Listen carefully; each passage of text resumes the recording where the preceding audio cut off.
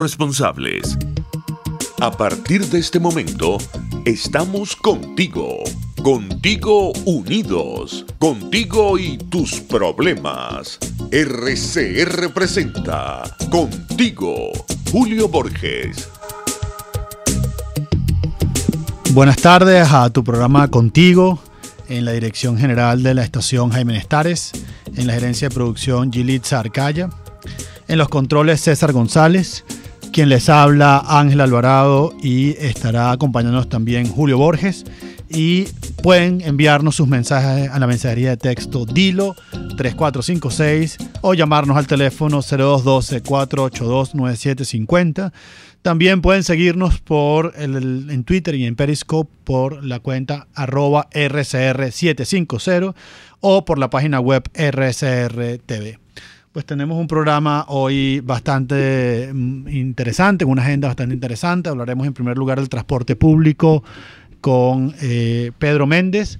Luego estaremos hablando con el diputado Julio Borges y finalmente estaremos hablando de algunos temas económicos. Les habla Ángel Alvarado acá en cabina y me acompaña el invitado de hoy, Pedro Méndez, para hablar de la situación del transporte público en Caracas. Leí el fin de semana que el 90% de las unidades de transporte público están paralizadas. La gente no tiene repuestos, no consigue los cauchos, son impagables. Un cambio de aceite está por las nubes. Cualquier repuesto que se dañe es incomprable. Y el metro está colapsado. Entonces la solución o la alternativa que le queda a la gente es el transporte público, y el transporte público también está a un nivel de colapso, como decíamos antes, 90% de las unidades paralizadas. 4 años que no se reúne el sector transporte con el gobierno y la tarifa del transporte cada vez es mayor. Algunos transportistas indican que podría llegar a 10.000 bolívares fuertes el pasaje, y algunos piensan que debería llegar muy pronto a 50.000 y evidentemente tampoco hay efectivo para pagar eso. Así que nos acompaña Pedro. Buenas tardes, Pedro, ¿cómo estás? Hola Ángel, hermano, ¿cómo estás? Un placer tenerte acá. Quiero que nos cuentes un poco cuál es la situación del transporte público en la ciudad de Caracas y, bueno, qué es la situación del transporte público en todo el país. Bueno, lo primero que hay que empezar entendiendo es, número uno, que esto es una crisis de crisis. Es decir, es una crisis que empeora todas las otras crisis.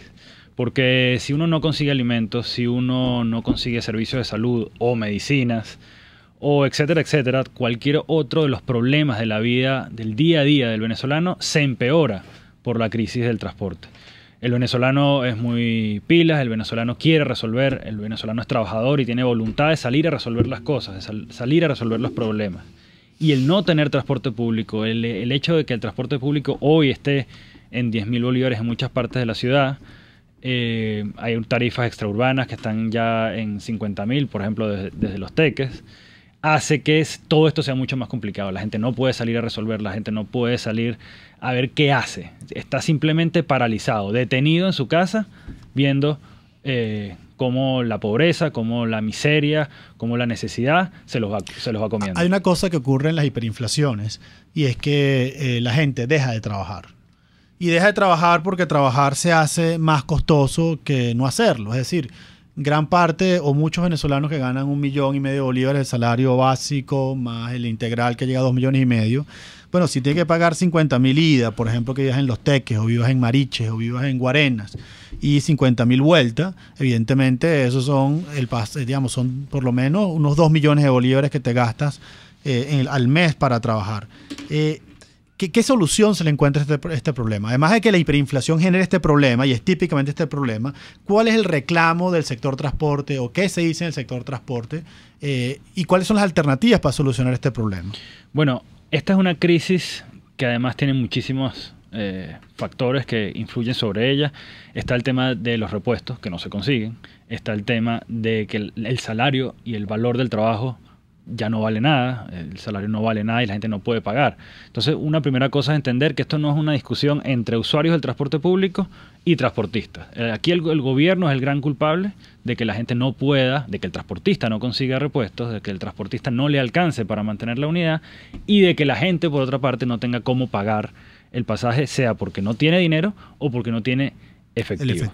Luego, el tema de las perreras, que son en todas estas unidades, camiones de todo tipo que están transportando personas en todas partes del país. Sí, Si en el Zulia se le dice chirrincheras, en el estado Lara se le llama metrochivo, y bueno, aquí se le llama perreras también. Eso es algo generalizado. Y lo que estamos viendo en Caracas, que como tú bien dices, la cifra de unidades que están detenidas oscila entre el 75 y el 90% de las unidades de transporte público superficial. Si para nosotros es grave en Caracas, para todo el interior del país, para el resto de los estados del país, es mucho peor. Cada vez que uno comunica sobre el tema del transporte público, haciendo referencia a Caracas, inmediatamente por redes sociales, etcétera, la gente en otros estados nos dicen, mira, ven para acá para que tú veas lo que es bueno. Tenemos que entender que esta solución, entre comillas, de estas unidades no es una solución. En algunas partes del país, gobernaciones, alcaldías han optado por empezar a regularizar estas unidades, y esto es simplemente esto es regularizar el desorden, esto es regularizar el caos, esto es regularizar la indignidad en la vida de cada uno de los venezolanos en el día a día. Hace poco hubo un accidente que cobró la vida de 15 personas en Mérida. En Mérida. Y esto va a seguirse repitiendo. Y eso porque tenemos reportes de eso, pero estamos seguros de que en otras partes están sucediendo cosas similares. La gente va guindada de los camiones, ni siquiera muchas veces van dentro del camión, sino van por la parte externa al camión. Y algo muy llamativo, o algo sobre lo cual hay que reflexionar, es que todos estos camiones que están haciendo este servicio están dejando de hacer algo que sería mucho más productivo para ellos. Es decir, que un camionero con un camión volteo esté dispuesto a transportar gente en vez de transportar cemento, piedra, cabillas, lo que sea, es porque no hay quien lo contrate para hacer ese otro trabajo, lo que habla de una economía detenida, de una colapso económico. Exactamente. ¿Y cuál es la situación digamos, el gobierno ha hecho mucho alarde de la fábrica de autobuses Yutong, que China invirtió en Venezuela, no sé cuántos miles de millones de dólares? ¿Qué pasa con el metro de Caracas, por ejemplo? Que, bueno, si algo es socialista, digámoslo así, o siempre los gobiernos socialistas gastan mucho en el transporte público, ¿no? ¿Cuál es la situación actualmente del metro, de las unidades del metro de Caracas, de las unidades del Metrobús de Caracas, porque el Estado provee servicios de transporte? ¿Y qué pasa también con todas esas rutas de Yutong que el gobierno tanto alardea? ¿Qué pasa en Caracas y qué pasa en el resto del país con esto? Fíjate, según cifras del diputado Johnny Rajal, que ha hecho una extensiva investigación sobre este tema, entre 2011 y 2015 se compraron 7.000 unidades Yutong. Yutong, para quienes nos están escuchando, que de pronto no estén familiarizados, son estos autobuses rojos oscuros, casi vino tintos, que hay en las calles del país. Se compraron 7.000. Se estima que hoy en día ya están abandonados 3.500, es decir, la mitad de los autobuses Yutong que se compraron y que se ensamblaron aquí en el país, porque se hizo un gran alarde acerca de una fábrica de Yutong que iba a ensamblar, etcétera, que sabemos que son simplemente partes de autobuses que vienen ya semi-armados y que termina de ponérsele una rueda que otra aquí para decir que se construyeron acá, y no es así. Estos autobuses se compraron a un precio de más o menos $179.000, cuando el precio regular, y esto no es muy difícil de conseguirlo, estos son datos que se consiguen con facilidad incluso en la red, el precio de uno de estos autobuses oscila alrededor de los $85.000, es decir, más del doble de lo que deberían costar fue lo que costaron estos autobuses. En general, el transporte público es eso, es transporte público. En Venezuela tenemos un modelo mixto en el que la mayoría de los que los transportistas son dueños de las unidades, y el gobierno, estimamos, querría ir hacia un sistema en el que todas las unidades fueran públicas, pero ha demostrado una enorme incapacidad para llevar a cabo este sistema, porque además no se está poniendo de acuerdo con los transportistas. Simplemente la respuesta de los transportistas es darle una que otra litros de aceite, darle regalado uno que otro, o a precio regulado uno que otro caucho, o uno que otro repuesto, pero el gobierno no está ahí y no es eficiente repartiendo cauchos, repartiendo litros de aceite. Y un paréntesis, por cierto, para el tema del aceite, porque Venezuela no está produciendo aceite. Además, PDVSA no está produciendo aceite, no hay empresas privadas que estén produciendo aceite, no hay manera de importar los diluyentes para el aceite, pero además no está permitido que el privado produzca aceite. Que el privado importe tampoco el aceite.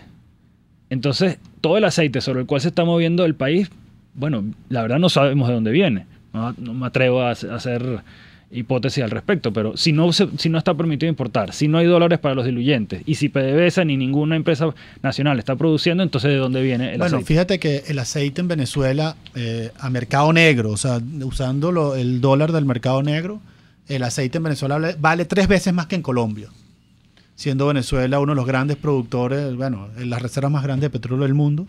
Y esto es parte del colapso económico que normalmente lleva el socialismo. El socialismo lleva este colapso económico en el cual la gente no quiere trabajar, los transportistas no quieren trabajar, porque básicamente el valor de la moneda tiende a cero.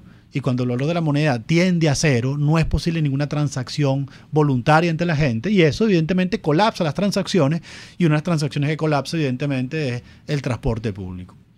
Ahora bien, me preguntaba sobre el metro. Metro de Caracas. Sí, quería ver ese punto, porque ese punto es bien importante. Uno ve, bueno, en un servicio muy mala calidad, vagones pues en mal estado, retrasos, etcétera. ¿Qué está pasando en el metro? Bueno, fíjate, por ejemplo, algunos datos. La línea 5 del metro de Caracas, que debía ir paralela a la avenida, más o menos a la avenida Rómulo Gallegos y terminar en Bellomonte, esta línea no ha sido construida, se prometió para hace 5 años tenerla lista. Una línea de brecha, además. Que además es una línea que es muy importante, porque para quienes conocemos el municipio de Sucre, sería una línea que descargaría toda la gente que viene de Petare Norte, de parte de las fechas patrias, de la agricultura, de todo Petare Norte, y la gente que supuestamente debería estar llegando desde el metro de Guarenas Guatires, que es otra línea que no se ha terminado, y la gente de Guarenas Guatires sigue sometida a largas esperas, largas colas para poder venir y regresar a Caracas. Otra cosa, todas estas líneas, la línea 5 por ejemplo, el promedio mundial de costo por kilómetro de un metro moderno es de más o menos entre 80 y 100 millones de dólares. Odebrecht cobró estas, por ejemplo, la línea 5 a un promedio de 300 millones de dólares por kilómetro. Lo mismo con el tren que supuestamente debía ir desde Cuba, pasando por Cagua, Maracay, Valencia, hasta llegar a Puerto Cabello, que es una tremenda idea, que es una idea muy necesaria para todo el centro del país, que permitiría sacar toda la mercancía que supuestamente debería estarse produciendo en todo el centro del país hacia Puerto Cabello y llevarla hacia Caracas, más todo el transporte de personas. Ese tren está costando, ya al país le está costando 15.000 millones de dólares. Para que tengan una idea de cuánto son 15.000 millones de dólares, la ampliación del Canal de Panamá, con todo y unos sobreprecios que muchísima gente está reclamando en Panamá, costó 5.000 millones de dólares. Ampliar el Canal de Panamá, que es una obra que se terminó en 4 años, que la obra sí se hizo y que ya está generando ingresos para el país. Bueno, tenemos que hacer una pausa, Pedro. Vamos a seguir al regreso. Amigos, sigan por acá, contigo, con Julio Borges por RCR. Usted escucha Contigo, solo por RCR 750 AM. Puedes seguirnos en nuestras redes sociales. En Twitter, @RCR750, la radio que se ve. En el restaurante El Budare de la India puedes saborear y deleitar las multisápidas arepas con el relleno que tú prefieras y un refrescante batido de frutas frescas. Ah, y de las sopas y hervidos, ni hablar. Avenida Páez, El Paraíso, frente a las quintas aéreas. Restaurante El Budare de la India. Deleita tu paladar. Cuando se busca frescura y calidad en frutas y verduras, en Central Madeirense las encontrarás. Por eso, cada día ofrecemos lo mejor de esta tierra a ustedes, nuestros clientes. Visita cualquiera de nuestras sucursales. Te esperamos en Central Madeirense. Son más frescas.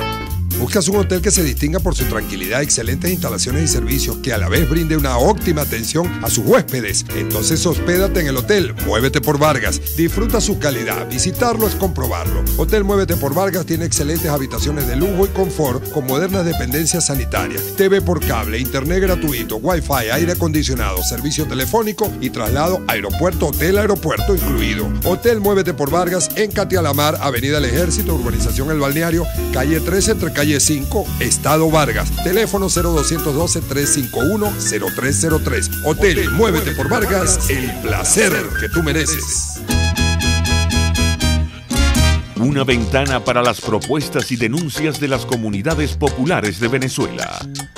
Evelyn Martínez y la red de ciudadanos llegan debatiendo problemas y promoviendo soluciones. Es el Radar de los Barrios. Por la autonomía de los movimientos sociales que no pueden ser complementos de partidos o gobiernos. El Radar de los Barrios, de lunes a viernes, a partir de las 10 de la mañana, por RCR 750 AM. Les estamos presentando Contigo, el espacio donde tú y tus dirigentes se escuchan, solo por RCR 750 AM. Bueno, seguimos en tu programa Contigo, con Julio Borges. Les habla Ángel Alvarado y nos acompaña como invitado de hoy Pedro Méndez, con quien estamos hablando de la situación del transporte público. Nos ha dado unos datos muy reveladores. Vamos a recordar los 1.2 billones de dólares o 1.2 mil millones de bolívares gastados en los autobuses Yutón y no hay transporte público en Caracas. Tenemos que el costo por kilómetro de la línea 5 del metro costó 3 veces más que en el resto del mundo. Son miles de millones de dólares gastados allí. Recordemos que Odebrecht solamente en el municipio Sucre del estado Miranda dejó obras sin concluir por valor de unos 30.000 millones de dólares. Estamos hablando de que el metro de los Valles del Tuy costó el tren de los Valles del Tuy unos 15.000 millones de dólares, 3 veces más que la ampliación del Canal de Panamá. Y bueno, cuando ustedes no consigan transporte público, cuando piensen que no está funcionando, no miren al transportista, no miren hacia los lados. El responsable de esta es la gran corrupción del Estado, en la cual se han robado miles de millones de dólares y en este momento lo está pagando la gente, haciendo largas colas. Y eso te quería preguntar, Pedro, ¿cuánto tiempo pierde un caraqueño haciendo una cola para ir a su casa o para ir al trabajo? Eso es importantísimo tomarlo en cuenta y calcularlo, porque no es solamente cuánto dinero gasta la gente en el día a día, sino es el costo de oportunidad de estar haciendo otra cosa mientras tiene que estarse moviendo en el transporte público. Es decir, hay una serie de cálculos y estudios que demuestran que en las ciudades productivas, la gente tiende a moverse hace 3 y 4 viajes al día, en promedio, que pueden ser más. En Caracas, en ciudades como Caracas, que son altamente improductivas, la gente hace 1 o 2 viajes al día. ¿Por qué? Porque es demasiado difícil moverse, porque inviertes mucho tiempo en moverte y es un tiempo que no estás aprovechándolo ni con tu familia, que no estás pudiendo de pronto matar un tigre o tener 2 trabajos o estudiar o simplemente divertirse o simplemente pasarla bien o simplemente ir a ver una película o ir a un parque, ir a ver a la novia. No, es simplemente salir a las 3, 4 de la mañana en los peores casos de su casa para volver a la casa a las 10 de la noche solo habiendo podido ir al trabajo. Porque no solo se invierte tiempo en las colas, no solo se invierte tiempo esperando las unidades, sino que se invierte una cantidad enorme de tiempo buscando efectivo. Entonces la gente sale a las 4:30, 4:30, 5 del trabajo y se termina montando en la unidad a las 7, después de que consiguió algo de efectivo que solamente le sirve para regresar a casa. Ni siquiera es un efectivo que uno puede decir, bueno, es que conseguí efectivo para comprar algo y llevar a mi casa. No, es solamente para pagar el pasaje. O sea, solamente en pagar el pasaje se tardan horas cada día. Horas cada día.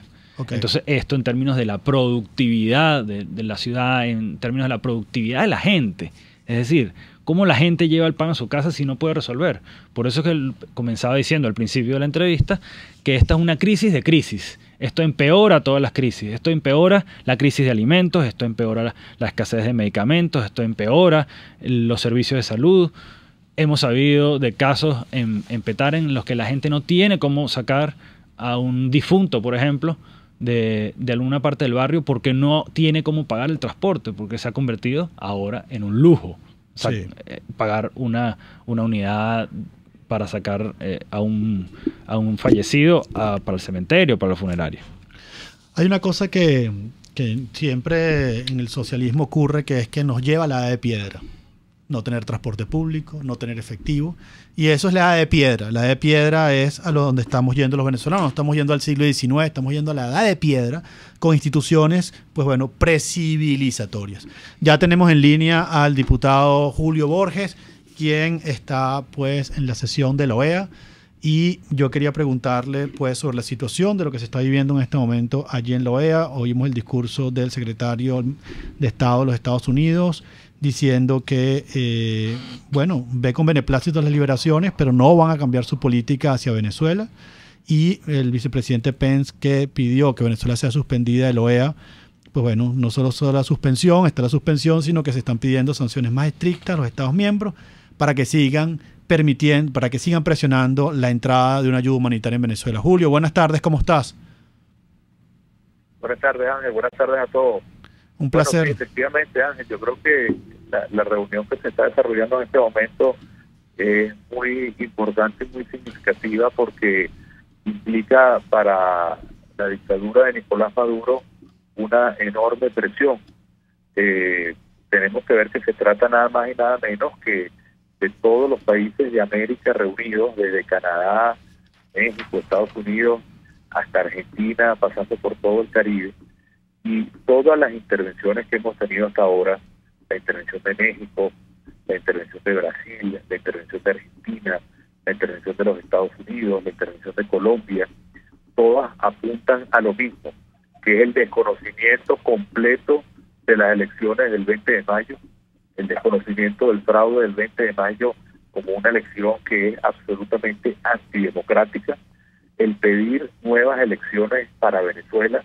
Venezuela merece unas elecciones limpias, unas elecciones equilibradas, unas elecciones transparentes donde los venezolanos escojan un futuro distinto a la Venezuela arruinada, violenta y dividida que tenemos hoy. Y lo importante también, Ángel, es que se trata de una reunión en la cual se declara de manera muy concreta que va a seguir la presión sobre el régimen de Maduro y que esa presión va a continuar hasta tanto hay un cambio en el país. Y esto para nosotros es un apoyo que lo agradecemos profundamente porque significa que la posición de todos los países de América, en este caso, no va a cambiar. Maduro está rodeado, todo el mundo está presionando de manera muy clara, van a venir más medidas. Yo soy de los que piensa que nosotros este año 2018 vamos a tener ese cambio, ese desenlace que merece Venezuela y vamos a tener de una vez por todas, Ángel, la oportunidad de salir de esta pesadilla que está viviendo el país y escoger entonces un futuro totalmente diferente donde podamos tener la dignidad, los derechos, el progreso, la paz, la unión que merece Venezuela. Sí, de hecho tenemos ya que muchos de los países de América Latina han retirado sus embajadores. Yo revisé el fin de semana y son muy pocos los que quedan acá y forma parte de esa presión que se está dando en este momento en el mundo. Entonces, ¿hoy qué se va a discutir exactamente en la OEA? Porque aunque se ha pedido la suspensión, pareciera que hoy lo que hay una condena sobre las elecciones del 20 de mayo en concreto. Sí, el día de hoy la discusión está centrada en algo concreto, que es el hecho de que todos los países están reiterando que desconocen las elecciones del 20 de mayo. Y esto no es poca cosa. Esto significa que todos los países de toda América están diciendo que el 20 de mayo lo que hubo fue un fraude electoral, que esas elecciones no fueron democráticas, que el país se negó a votar y acompañar un fraude. El mundo entero lo que está diciendo es que Venezuela no ha tenido elecciones y que tiene que tener elecciones, y que la presión que se va a continuar ejerciendo va a ser una presión destinada a que en el país haya, en el corto plazo, unas elecciones democráticas para Venezuela. Y al mismo tiempo, también hay que subrayar lo que tú decías en la introducción, Ángel. Ha habido también muchísimas críticas y muchísimos emplazamientos al gobierno de Venezuela a que se abran las puertas a la ayuda humanitaria. Es increíble, pero todos los países alrededor nuestro, Brasil, Panamá, Colombia, están hablando de lo que significa el drama de los venezolanos yéndose por hambre, por falta de medicina, por falta de oportunidades, y eso al final a Maduro no le importa absolutamente nada, y no solo que no le importa, sino que se niega a abrir la ayuda que otros países quieren dar para que haya medicina, para que haya oportunidades de cambio en Venezuela, para que haya comida, y eso le cierra la puerta en la cara a todos los venezolanos. Eso lo han dicho la mayoría de los países también en las distintas intervenciones, y hay un ambiente en el cual todo el mundo está convencido de que como tiene Maduro la situación de gobernabilidad en Venezuela, es un gobierno inviable que ha paralizado la economía, que ha paralizado la producción petrolera, que ha creado y ha generado esa enorme hiperinflación que estamos viviendo, y que por lo tanto es un gobierno que va a tener más temprano que tarde el necesario desenlace para que podamos tener un cambio en Venezuela y podamos tener ese futuro que merecen nuestros hijos y que merece las próximas generaciones venezolanas. Bueno, Julio, y además de eso, que el gobierno se niega a recibir ayuda humanitaria, mandó la semana pasada ayuda humanitaria a Cuba, y seguimos comprando petróleo a Rusia para mandárselo a Cuba, y eso forma parte de esas inconsistencias, esas cosas que no solo humillan al venezolano, sino que muestran claramente que el gobierno lo que le importa es mantener una relación con Cuba sin importarle para nada el sufrimiento del pueblo venezolano que en este momento literalmente se está muriendo de hambre. Eso es muy importante, Ángel, eso es lo que hace referencia, que de repente no todo el mundo lo sabe porque hay tanta censura en nuestro país que no se dicen las cosas, pero es así. Venezuela se endeudó por más de 400 millones de dólares, no para comprar medicinas para Venezuela, no para comprar medicinas o comida para Venezuela, no para comprar medicinas o comida o abrir un hospital o una escuela, sino que fue para comprarle gasolina a los cubanos. Eso es verdaderamente increíble, y la semana pasada vimos cómo mandaron comida para Cuba mientras los venezolanos se mueren de hambre. La pregunta que hay que hacerse es ¿por qué se hace esto? Bueno, la respuesta la da de manera muy clara. El futuro del gobierno Maduro está abrazado a Cuba, vimos cómo fue el presidente cubano de Venezuela a darle órdenes, y está abrazado a Nicaragua. Nicaragua, que está teniendo una represión tan brutal como la que sufrió Venezuela, 6 muertos este fin de semana, pero son tres gobernantes, 3 dictadores que están abrazados porque saben que la suerte de uno depende del otro, y cuando caiga Cuba o Nicaragua cae Venezuela, o cuando caiga Venezuela y Cuba cae Nicaragua. Por eso están estos 3 dictadores abrazados a cualquier precio, pero el precio siempre será el sufrimiento de nuestro pueblo. La buena noticia es que eso va a cambiar y vamos a poder tener libertad, progreso, justicia, futuro en estas 3 naciones, especialmente Venezuela. Sí, Julio. Hoy, además, este es un gobierno aislado, como hemos repetido muchas veces. Tú decías Nicaragua, Cuba, Venezuela. Hoy tenemos la noticia que Elvis Amoroso está en Moscú o en San Petersburgo, una reunión de parlamentarios que, bueno, yo no sé con quién se van a reunir, y quisiera que vamos a la pausa, pero que a la vuelta nos cuente lo que ocurrió en Cúcuta, lo que vivimos en Cúcuta, donde se reunieron los parlamentos de América Latina y el Caribe y dieron ese espaldarazo a la lucha que estamos librando por la democracia en Venezuela. Vamos a una pausa y a la vuelta vamos con este tema de la cumbre en Cúcuta. Pluralidad, libertad y respeto. Estás escuchando Contigo, solo por RCR 750 AM. Puedes seguir nuestra programación a través de rcr.tv, la radio que se ve. ¿Buscas cauchos para tu carro, camioneta, picote o camión? Acércate a la Cauchera Fran Luis, donde tienen el que buscas al mejor precio y con insuperables promociones. Cauchera Fran Luis, al final de la avenida Baral, pasando la estación de servicio, teléfono 0212-481-1752. Cauchera Fran Luis, tu mejor opción. En Ávila Gallery tenemos los más hermosos vitrales para embellecer tu casa, locales comerciales, oficina y todos tus espacios. Elaborados por nuestro artista exclusivo Javier Illarramendi. Abstractos, ávilas, lámparas Tiffany's y todo en vitrales. Síguenos en Instagram por @AvilaGallery1 o llámanos al 0414-127-4060. Ávila Gallery, tu centro de arte moderno. Tu familia, tu hogar, lo que más quieres te habla. Y solo tú sabes lo que quieren decirte. Con ese mismo espíritu, en Empresas Polar, cuidamos los recursos que usamos porque amamos esta tierra. El agua habla y en Empresas Polar siempre la hemos escuchado. Por eso la usamos racionalmente en nuestros procesos. La devolvemos en las mejores condiciones a la naturaleza y así lo seguiremos haciendo. Tienes mi palabra. Empresas Polar, comprometidos con el ambiente. RCR 750 AM, porque lo bueno une. Les estamos presentando Contigo, porque nos preocupan las mismas cosas. RCR 750 AM. Bueno, seguimos en su programa Contigo, con Julio Borges, les habla Ángel Alvarado y nos acompaña en cabina también Pedro Méndez. Seguimos con la conversación con el diputado Julio Borges, quien está desde la OEA hablándonos de la sesión que se está dando hoy allá, y también queríamos preguntarle sobre la cumbre de parlamentarios que se dio en Cúcuta. ¿Qué nos puedes contar de este gran evento, Julio? No, bueno, Ángel, fue una cosa verdaderamente emocionante. Tú también estuviste allí compartiendo con todos los parlamentarios de los distintos países de América Latina.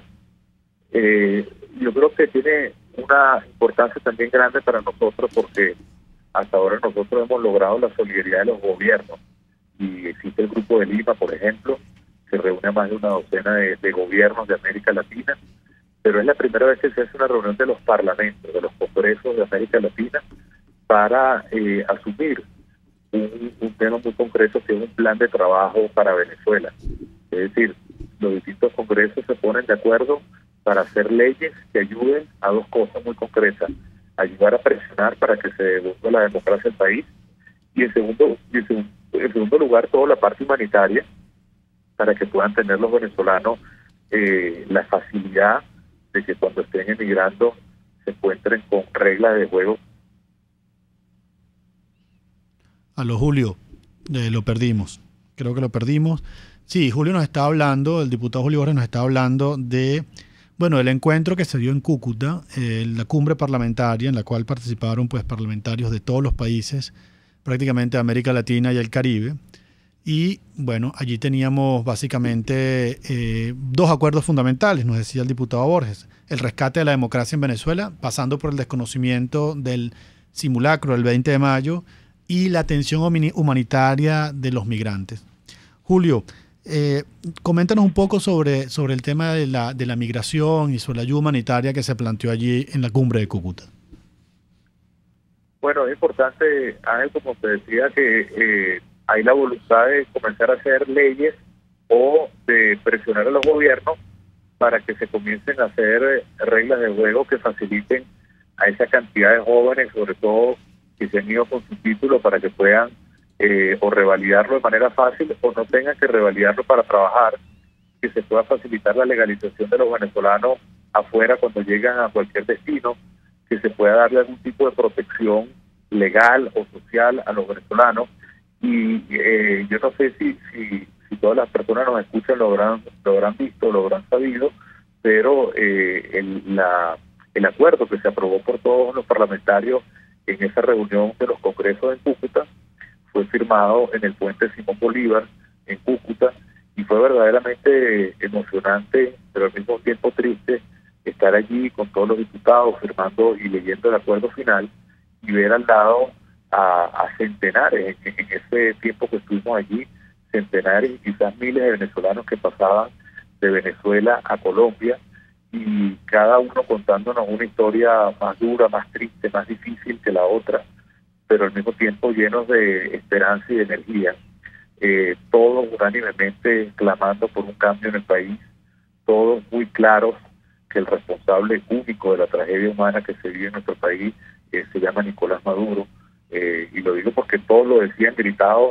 pasando por allí, como descargando su rabia por todo lo que ha sido la destrucción de Venezuela, pero al mismo tiempo esperanzados de que se va a luchar y de que se va a obtener un cambio en nuestro país, y que es la presión que estamos logrando dentro y fuera de Venezuela para que esa presión lleve a que tengamos un desenlace democrático en Venezuela.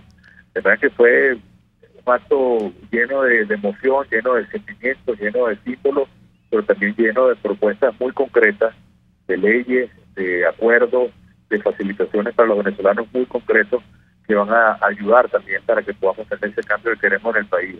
Hay una cosa que fue unánime en las intervenciones de los parlamentarios ese día en Cúcuta, Julio, y es el agradecimiento. Colombia, Chile, Argentina, Uruguay, todos esos países agradecían lo que hicieron los venezolanos y agradecían lo que hizo Venezuela por ellos cuando vivían situaciones muy difíciles, de dictadura, de persecución.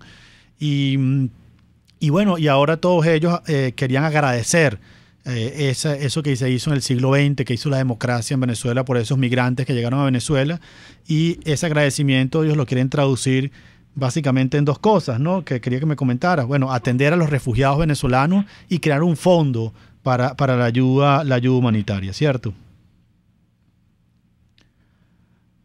Aló, Julio. Bueno, hemos perdido al diputado Julio Borges. Vamos a esperar a ver si logramos nuevamente contactarlo. Recordamos que está en la sesión de la OEA en Washington. Decíamos que teníamos el acuerdo que se firmó en Cúcuta, tenía varios puntos, ¿no? El primero era atender a los refugiados venezolanos que huyen del hambre. En segundo lugar, crear un fondo para atender a estos venezolanos. Y gran parte de ese fondo, pues, es la respuesta de América Latina frente a la crisis venezolana, una crisis sin precedentes, y por otro lado eran países que tienen mucho que agradecer por lo que hizo la democracia con ellos. Julio, estamos nuevamente contigo. Estamos hablando del agradecimiento, el agradecimiento de todos estos países hacia Venezuela, ¿no? Que ahora quieren, bueno, pagarlo de alguna manera. Pero fíjate tú, hay varias cosas muy interesantes en lo que tú dices, Ángel. Primero, que cuando Venezuela recibió, por ejemplo, gente que venía de Chile o de Argentina o del Perú, producto de la dictadura, al final siempre venía quienes eran activistas, dirigentes, estudiantes, que estaban muy metidos en la política, ¿no? El caso venezolano es mucho más trágico porque estamos hablando que todo el país está sufriendo. Estamos hablando que de cada 10 venezolanos, al menos uno se ha ido del país. Estamos hablando de más de 3 millones de personas. Y lo que está sucediendo en Venezuela es la peor crisis en la historia moderna de América Latina. Es el peor éxodo de la peor tragedia, de la peor necesidad que habrá vivido América Latina. Y lamentablemente con mucha soledad, en el sentido que a pesar de que todos quieren acoger y ayudar a los venezolanos, no hay todavía como una especie de alcancía o de bote o de fondo que ayude a los venezolanos. Y te digo con una comparación que estaba leyendo el otro día, por ejemplo, en otros países que tienen tragedias como Siria, el promedio de lo que se gasta en cada refugiado de Siria es cerca de $5,000 al año, eso en ayuda, en educación, en comida, en buscar vivienda. En el caso venezolano no se está llegando ni siquiera a $500 al año. Es decir, hace falta y se está haciendo que distintos países sigan apoyando con fondos para recibir a los venezolanos. Los venezolanos que recibimos nosotros, Ángel, tú lo viste el día viernes en la frontera, eran venezolanos que llegaban arrastrándose,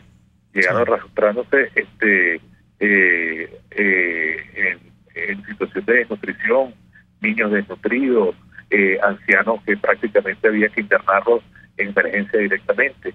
Es decir, una situación trágica la que hay en nuestro país, pero yo lo que quiero transmitir es la energía que vivimos allí de ayuda, de cooperación, de agradecimiento y lo más importante, de presión, de mucha presión para que haya cambios. Ahorita acaba de hablar la representante de Canadá en la OEA y habla también de una arista muy importante, Ángel, que es que muchos países se van a sumar a denunciar a Maduro y a su gobierno en la Corte Penal Internacional, y Canadá acaba de anunciar que apoya esta medida. Chile también lo hizo, y eso también es otro elemento de presión muy grande, porque literalmente en Venezuela hay crímenes contra el pueblo venezolano, y eso se va a llevar a las cortes internacionales, además de toda la presión que existe, para que los culpables sean castigados y para que en Venezuela no quede impune todo lo que ha sido la violencia, el sistema creado para robar y para matar, sino que haya verdaderamente justicia para todos los venezolanos. Una de las cosas que sorprendía mucho y que fue muy importante lo que se hizo en Cúcuta con 200 parlamentarios de América Latina es que ellos pudieron tocar por sí mismos la crisis humanitaria que lleva Venezuela. A mí me llamó mucho la atención los discursos de la diputada Cabal, por ejemplo, de Colombia, o a la diputada ecuatoriana, que no recuerdo su nombre, que, bueno, veían y denunciaban que en Venezuela se vive un genocidio, porque tú tienes un gobierno que impide la entrada de alimentos, impide la entrada de medicina, y ellos allí en la frontera tocaron a esas mujeres, a esos niños, esa hambre, esa necesidad, esas dificultades que está viviendo el pueblo de Venezuela. Y casualmente era importante el discurso de la diputada ecuatoriana que decía que ella vivió engañada durante mucho tiempo por el gobierno de Correa. Ella es de izquierda, apoyaba el proceso revolucionario, bueno, tiene su manera de pensar, pero cuando llegó a Cúcuta y vio la situación, dijo, mira, este no es un tema de izquierda o de derecha, Yo, aunque soy de izquierda, lo que está ocurriendo en Venezuela, lo que está haciendo Nicolás Maduro, no tiene el perdón de Dios. Cuéntanos un poco sobre esa alienación que se genera en todo el continente. No importa ideologías políticas, partidos políticos, están todo el mundo en contra de lo que se vive en Venezuela. Bueno, eso es muy importante lo que dice Ángel. Esta diputada de Ecuador se llama María Belén, y yo tuve la oportunidad de hablar mucho con ella y me sorprendió esa historia que tú relatas. Ella diciendo que durante todo este tiempo que ella había estado con el presidente Correa, que fue uno de los observadores falsos, que fue la elección falsa del 20 de mayo. Ella dijo, bueno, lo que habíamos vivido nosotros era un engaño, y ahorita ella se rebelaba contra la mentira, y precisamente la vivencia de haber visto el sufrimiento del pueblo venezolano la llevó a denunciar claramente como genocidio lo que está pasando en Venezuela. Y una cosa también muy relevante que tú dices, esto no es un problema ni de derecha, ni de izquierda, ni de ideología, esto es un tema simplemente de un grupo de personas que se agarró el poder en Venezuela, que secuestró el país, así como se secuestran los bancos, se secuestran las casas con la gente dentro para robarla. Bueno, un grupo de personas secuestró un país, y eso no es un problema ideológico, sino simplemente un tema de tomar el poder por la fuerza. Y allí es donde es tan importante esa presión y ese apoyo que estamos recibiendo de todas partes del mundo, que junto con la presión interna en Venezuela tiene que llevar un cambio en el país. Y que todas las crisis, Ángel, que está viviendo Venezuela, es importante decirlo, todas las crisis que está viviendo Venezuela las creó Nicolás Maduro. No producimos petróleo por la destrucción de la industria petrolera de Maduro. La hiperinflación es precisamente porque no hay producción venezolana, y lo único que hacen es imprimir billetes. Las demandas contra Venezuela es porque Venezuela no ha pagado, sino que simplemente se robaron los reales. La crisis militar es producto de la destrucción de la Fuerza Armada. La presión internacional son por las peleas que ha hecho el gobierno con todo el mundo. La crisis humanitaria por la destrucción del empleo, las universidades y los trabajos. Todas esas crisis las ha creado el gobierno Maduro, y ahorita lo que toca es precisamente seguir nosotros luchando para que ese cambio en Venezuela sea inevitable. Estoy convencido que el cambio es inevitable, y nosotros tenemos que prepararnos más bien para lograr un futuro distinto para nuestros hijos. Una cosa que tú señalabas en tu discurso, que bueno, te lo dije ese día, era un discurso que hay que revisarlo, hay que leerlo, porque es un discurso, yo creo que es muy importante. Julio, pedías la liberación no solo de los civiles, sino también de los militares que están presos. Y bueno, esos militares, cuando uno habla con los militares en la frontera, están pasando hambre, están pasando necesidad, están viviendo la misma situación que se vive en todo el país. ¿Cuál es tu reacción respecto a estas liberaciones que ha hecho Maduro estos días para tratar de lavarse la cara internacionalmente? ¿Cómo lo siguen viendo internacionalmente después de este proceso? Mira, yo creo que es exactamente lo que tú dices. Esas liberaciones no es porque se hayan vuelto buenos, esas liberaciones no es porque hay un cambio en la intención ni porque piensen que el país debe cambiar, es simplemente un esfuerzo desesperado por mostrar otro rostro. Es una especie de maquillaje que le están poniendo el fraude del 20 de mayo, y nosotros lo que tenemos es que cerrarnos todos a decir que liberen ya a todos los presos políticos que son civiles, que son militares, que están presos, que son los inhabilitados, que son los que están exiliados. Es decir, tiene que haber una liberación completa, y eso no va a cambiar nada. Eso no va a decir, bueno, ahorita somos buenos y ahorita Maduro se queda 6 años más, y seguir presionando porque haya elecciones libres en Venezuela. La verdad que no es ninguna concesión, ni ningún favor, ni ninguna gracia que está haciendo Maduro. Nadie lo lee así. Ahorita en los discursos en la OEA lo que se ha dicho es que eso no cambia para nada la política y la presión que tiene que haber en torno a Venezuela. Y lo que demuestra son dos cosas muy claras. Primero, que en Venezuela sí había presos políticos. Bien, perdimos al diputado Julio Borges, que nos está hablando desde la OEA. Tendremos que hacer una pausa y seguimos contigo. Usted escucha Contigo, solo por RCR 750 AM. Sintonícenos a través de Periscope, @RCR750, la radio que se ve. para una comida, reunión o fiesta, sea en casa o tu empresa, ofrece los pasapalos y cremas de Casa de Oblea. Todo fresco, de exquisitos sabores y una amplia variedad en pequeños, pastelitos, lumpias, quesos y charcutería. Esmérate y cúbrete de gloria. Casa de Oblea está en Baruta, calle Páez con Mariño. Casa de Oblea, 100% frescura y calidad. Ciudadano, conoce tus derechos. La convivencia social se garantiza con un correcto ejercicio de la ciudadanía en la vida cotidiana de toda comunidad, porque todo ser humano tiene derecho a una vida digna. Haz valer tus derechos. Les habló Rafael del Rosario, concejal de Chacao. Señora, si quiere hacer una torta o postre de coco, lléguese a Coco Factory, donde consigue agua, aceite, esencia y coco rallado. El coco es antidiabético, antimicótico, exfoliante y fortalece el sistema inmunológico. Coco Factory está en la avenida principal de Santa Mónica, Teresa de la Parra, edificio Codazzi, frente a la antigua gasolinera, y en la Rosaleda, San Antonio de los Altos. Coco Factory, sin cocos no hay paraíso. A mitad de tarde, disfrute de una amena tertulia, acompañada del análisis preciso del acontecer nacional e internacional. La Linterna, con Diego Bautista Urbaneta. Relájese al son de buena música, participe y forme parte de este espacio. La Linterna, de lunes a viernes, a partir de las 2 de la tarde, por RCR 750 AM. Les estamos presentando Contigo, el espacio donde tú y tus dirigentes se escuchan, solo por RCR 750 AM. Bueno, seguimos con el programa Contigo, con Julio Borges. Bueno, muchos mensajes llegan a la mensajería de texto. El aceite que se usa en el transporte público es reciclado.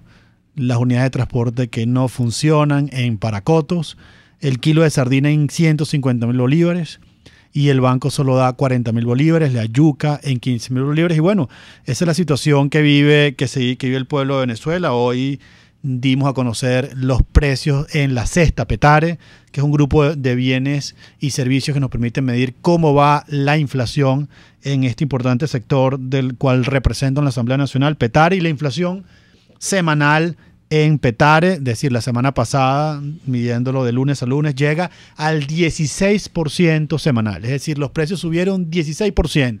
Si costaba algún bien 100.000 bolívares, hoy está costando 116.000 bolívares, y eso es una aceleración en la inflación que estamos viviendo. El cartón de huevos en 2,5 millones, el queso blanco, la harina de maíz 800.000 bolívares, el queso blanco 2,5 millones, el kilo de carne llega a 5 millones, el azúcar 1.200.000, el kilo de arroz 800.000, el café 9 millones. Y bueno, es así como para consumir esta cesta Petare se requieren 22.413.000 bolívares, y sabemos que el salario mínimo es de apenas 2,5 millones de bolívares. El pueblo venezolano no puede comer con esto, y como hemos dicho otras veces, pues el responsable directo de esta situación es el Banco Central, que solo el viernes pasado, en la semana pasada, echó a la calle 12% más de liquidez monetaria, y eso, como decimos muchas veces, se traslada directamente a los precios. La liquidez monetaria aumenta 12% y los precios crecen 16%. Eso se llama teoría cuantitativa del dinero. El responsable directo de esa subida de los precios es el Banco Central, que mientras más dinero echa a la calle sin respaldo, el único resultado es que el bolívar pierde valor y los precios empiezan a subir, y usted es cada día más pobre. Y las consecuencias de esto, no solo los alimentos, es también el transporte público, los transportistas que, bueno, ya tienen que subir los precios porque es impagable. No pueden reponer los cauchos, las baterías, el aceite, y por eso tuvimos hoy acá en el estudio a Pedro Méndez, quien nos estuvo hablando de la situación del transporte público en nuestro Petare, pero también en la Gran Caracas y en todo el país. Una situación lamentable. Pedro, queríamos, bueno, ya para concluir el programa, que nos hables de las soluciones, qué se puede hacer, en qué país podemos soñar, hacia dónde podemos ir, y tu mensaje de despedida. Bueno, en primer lugar, yo creo que esta es una situación que el gobierno, primero, no la ha podido manejar, no la ha sabido manejar, pero además yo creo que el gobierno nos quiere metidos en la casa, nos quiere aislados, nos quiere sin poder encontrarnos, sin poder reunirnos, sin poder salir a resolver, dependientes directamente del gobierno constantemente. Número 1. Número 2. ¿Qué debería hacer el gobierno? ¿Qué debería hacer que no está haciendo? El gobierno se ha puesto a regalar aceite, a regalar caucho, a regalar partes, a regalar autobuses. Esa no es la función del gobierno. El gobierno debería sí ocuparse de la seguridad de las unidades, de la seguridad en nuestras carreteras, en nuestras ciudades, en nuestras avenidas, dentro de las unidades. Debería dedicarse a asfaltar, como se debe en un país petrolero, además, las calles para que las unidades duren más. Debería dedicarse a establecer un sistema de coordinación nacional, por Dios, y metropolitana del transporte. ¿Cómo es posible que con la tecnología que hay hoy en día las unidades en Caracas y en el resto de Venezuela no tengan una coordinación satelital y una coordinación centralizada? Que eso sí es rol del gobierno nacional. ¿Por qué el gobierno no se encarga de señalizar bien las carreteras y las autopistas? ¿Por qué el gobierno no se ocupa más bien de darle beneficios laborales a los trabajadores del sector transporte? Esas son las cosas que sí debería estar haciendo el gobierno y no está haciendo. Yo creo que de cara al futuro, Venezuela y por supuesto Caracas tiene muchísimo que hacer en términos de transporte. Yo creo que podemos dar un salto muy rápidamente, sobre todo en términos de tecnología. Es algo absolutamente económico hoy en día para cualquier gobierno municipal, para cualquier gobierno regional o para el país, meterle muchísima tecnología y mejorar rápidamente el servicio, que el servicio de transporte público sea digno, que el servicio de transporte sea puntual, que el transporte público sea eficiente. Es muchísimo lo que podemos hacer rápidamente en términos de transporte masivo, es decir, de metro y de ferrocarriles para servir a todo el área metropolitana de Caracas y al resto del centro del país. Es muchísimo lo que podemos ganar en términos de velocidad. No sé si recuerdas, Ángel, y que nos escuchan, antes cuando uno llegaba al metro, los trenes pasaban rapidísimo y se sentía el viento del vacío que generaban cuando dejaban la estación y se metían dentro del túnel. Hoy en día eso no lo vivimos porque la velocidad de los trenes ha bajado de 100 kilómetros por hora promedio a 40 kilómetros por hora promedio. En Caracas debería haber 36 unidades, 36 trenes dentro del metro de Caracas y solo están funcionando 12. Es decir, de cara al futuro es muchísimo lo que se puede hacer en Caracas para mejorar el servicio de transporte público, de transporte masivo y hacer que la vida de los caraqueños sea mucho más digna, que seamos mucho más productivos y que podamos tener una mejor calidad de vida. Muchas gracias, Pedro, por toda esa información que nos has dado el día de hoy, que has compartido con los que nos escuchan sobre la situación del transporte público en Caracas y lo que se puede hacer. Estuvo en la dirección general de la estación Jaime Nestares, en la gerencia de producción Gilitz Arcaya, en la producción Selén Pérez, en los controles César González, y les estuvo hablando el diputado Julio Borges y quien les habla el diputado Ángel Alvarado. Muchas gracias por acompañarnos y nos seguimos escuchando por RCR. RCR presentó Contigo, donde la pluralidad de pensamiento confluye, solo por RCR 750 AM. RCR 750 AM. Porque lo bueno une. El siguiente